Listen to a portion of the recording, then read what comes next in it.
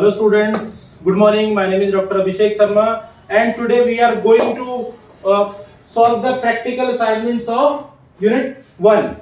The subject code is Human Anatomy. Okay, let's come to the very first question. The first question is study of human skeleton with skeleton models. जब आप hospital में जाओगे, जब आप lab में जाओगे, जब आप ओटी में जाओगे तो आपको वहां पे एक ह्यूमन का स्केलेटल मिलेगा, डमी यूनिट. वहां पे आपको प्रैक्टिकल्स करके दिखाना है. सबसे पहला है study of human skeleton with skeleton models. अब आता है कि आप जो प्रैक्टिकल करोगे उसके लिए आपको प्रिपरेशन करनी होगी. प्रिपरेशन में क्या करना होगा? सबसे पहला प्रिपरेशन है गैदर स्केलेटल मॉडल्स और चार्ट. या तो आपको स्केलेटल मॉडल मिलेगा या फिर आपको एक चार्ट मिलेगा. आपको उसको लेके आना है अपने वर्क स्टेशन पे. उसके बाद है clean and setup your study area. जहां पे भी आप ये प्रैक्टिकल करने वाले हो उस प्रैक्टिकल का जो भी एरिया है उस एरिया को आपको साफ करना है. और उसके बाद दूसरा स्टेप आता है आइडेंटिफाई मेजर बोन ग्रुप्स. दो तरीके का ग्रुप होता है बोन्स का. सबसे पहला आता है एक्सियल स्केलेटन, दूसरा आता है एपेंडिकुलर स्केलेटन. एक्सियल स्केलेटन में क्या क्या आता है? एक्सियल स्केलेटन में आता है आपका स्कल्स, वर्टिब्रल कॉलम और thoracic cage. Skulls, vertebral column और थोरैसिक केज.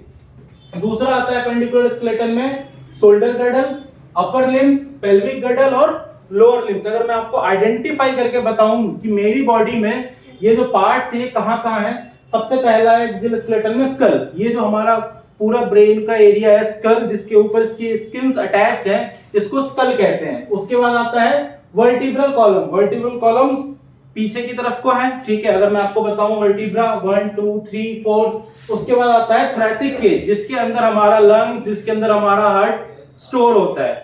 इस वाले एरिया को हम थोरैसिक केज बोलते हैं, ठीक है. और अगर मैं एपेंडिकुलर स्केलेटन की बात करूं उसमें आता है आपका shoulder girdle. Shoulder girdle, this is the shoulder girdle. उसके बाद आता है अपर लिम्स, हमारे दोनों हाथ. उसके बाद आता है पेल्विक गडल, ये जो हमारा हिप वाला एरिया है इसको हम लोग पेल्विक गडल बोलते हैं. उसके बाद आता है लोअर लिम्स, हम आपके पैर आ गए, जिसमें आपका फीमरस आ गया, आपका रेडियस आ गया, आपका अल्ना आ गया, ठीक है. उसके बाद आता है आपको स्टडी बोन फीचर्स. तीसरे स्टेप में आपको क्या करना है? जो भी बोन्स मैंने अभी आपको बताया है उन सारे बोन्स की स्टडी करनी है, ठीक है. उसमें आता है आपका लैंडमार्क है और जॉइंट्स है. लैंडमार्क में क्या आता है? जैसे की structures like tubercles, crest, condyles. Joints में आता है आपका मेजर जॉइंट्स और उनके फंक्शंस, ठीक है. मेजर जॉइंट्स और उनके फंक्शंस को हमने एनाटॉमी की क्लास में पढ़ा है. आपको पता है कि कौन कौन से जॉइंट्स होते हैं, कौन से जॉइंट्स से कौन सा बॉडी का कौन सा पार्ट कनेक्टेड होता है, ठीक है.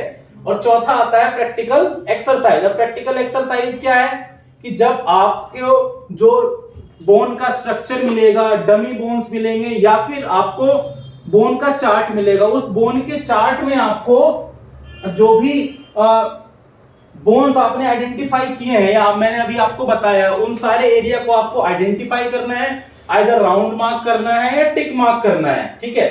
उसके बाद आता है आपका कि जो भी जॉइंट्स हैं, जो भी जैसे कि अगर मैं आपको बताऊं शोल्डर जॉइंट, तो उस शोल्डर जॉइंट को आपको मूव कराना है और मूव करा के उसकी एनाटॉमी को समझना है कि वो किस एरिया में मूव होता है. अगर मैं अपने हैंड की बात करूं तो it will goes around 360 degree. मैं आगे भी कर सकता हूं, मैं पीछे भी कर सकता हूं, 90 डिग्री, 30 डिग्री, 40 डिग्री. ठीक उसी तरीके से अगर मैं आपके हिप जॉइंट की बात करूं तो हम आगे जा सकते हैं, हम पीछे जा सकते हैं, हम बैक जा सकते हैं, ठीक है. हम साइड में मूवमेंट कर सकते हैं. उसके बाद आता है recognize bone marking and their function. जो भी डमी यूनिट आपको मिलेगा या जो भी चार्ट आपको मिलेगा उसमें जो भी बोन्स हैं, जो भी जॉइंट्स हैं, उन सारे जॉइंट्स को आपको आइडेंटिफाई करना है, सर्कल मार्क करना है. और उसके साथ साथ उसके जो भी फंक्शन है, ठीक है. जैसे शोल्डर जॉइंट का अलग फंक्शन है, हिप जॉइंट का अलग फंक्शन है, हैंड जॉइंट का अलग फंक्शन है, आपके फिंगर्स जॉइंट के अलग फंक्शन है, उन सारे फंक्शंस को मार्क करना है. और उसके बाद आता है अप्लाई नॉलेज. अब अप्लाई नॉलेज में क्या आता है? Review case study. हो सकता है आपके लैब में, आपके हॉस्पिटल में, आपके ओटी में एक पुराना किसी पेशेंट का केस स्टडी पड़ा हुआ होगा कि पहले कोई मरीज आया, उसको किसी तरीके का फ्रैक्चर हुआ, उस फ्रैक्चर में उस पेशेंट को क्या ट्रीटमेंट मिली, कैसे उसको आइडेंटिफाई किया डॉक्टर्स ने, कैसे उसको ट्रीट किया, उन सारे केस को आपको रिव्यू करना है. उसके बाद लास्टली आता है test yourself with review question. जब आप रिव्यू कंप्लीट करते हो तो उसके बाद आपको एक क्वेश्चंस मिलता है, ठीक है. ठीक वैसे ही जैसे हम पढ़ते हैं पहले एक सब्जेक्ट को, फिर उस सब्जेक्ट से रिलेटेड हम क्वेश्चंस करते हैं, यहाँ पे भी सेम है। आपको वो सारे केस स्टडी को पढ़ना है, उस केस स्टडी को समझना है और उसके बाद उस केस स्टडी से रिलेटेड जो भी क्वेश्चंस हैं उन क्वेश्चंस का जवाब देना है। और जवाब देने के बाद आपको अपने नॉलेज को चेक करना है कि जो भी आपने पढ़ा है वो सही भी पढ़ा है या नहीं पढ़ा है। अगर नहीं पढ़ा है सही से तो आपको दोबारा से रिव्यू करना है अपने नॉलेज को और उन सारे क्वेश्चंस का सही से जवाब देना है। Thank you. ओके, और स्टूडेंट्स इस क्वेश्चन से रिलेटेड आपको आपकी प्रैक्टिकल बुक में एक डायग्राम बनाना है। अगर आप डायग्राम ड्रॉ नहीं कर पा रहे हैं तो आपको एडिशनली एक डायग्राम की कॉपी लगानी है with each and every bones marking. आपको पता होना चाहिए कि कौन से बोन्स की मार्किंग कहां की है, कौन से बोन्स के बारे में हमने पढ़ा है, कौन से जॉइंट्स के बारे में पढ़ा है। Okay, thank you students, thank you.